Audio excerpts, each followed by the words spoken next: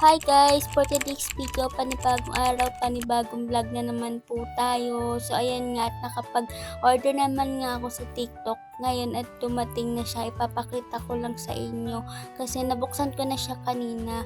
Kaya sa inyo ko na lang ipapakita. Nakita ko na rin siya. So ayan nga, bag lang naman siya nung partner ko kasi nung nakaraan yung partner ko nagpaparinig kasi yung niya, bag niya is butas-butas na. So naawa naman ako kaya binilhan ko na siya. So kasi siya pagdating sa kanya ayaw niya talagang umorder ng kanya kahit may gusto siyang orderin hindi niya mabili kasi nanghihinayang siya. Pero pag ako naman nang bumili wala na siyang magagawa kasi nakarating na.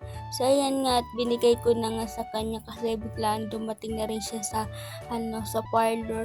So ayan nga nagulat siya kasi ang dami ko daw pera. Yun lang naman ang binili ko. So ayun nga natuwa naman siya kasi may magagamit na siya. Sobrang tuwa, gagamitin na daw niya mamaya pagpasok niya. So ayun nga at sinukat niya na hindi pa siya makapaniwala sa bag niya. So sabi niya may magagamit na siya tapos malalagyan niya pa daw ng payong. Tuwa ka? Apa. Sobra. Thank you, love ko. Love you. Love you.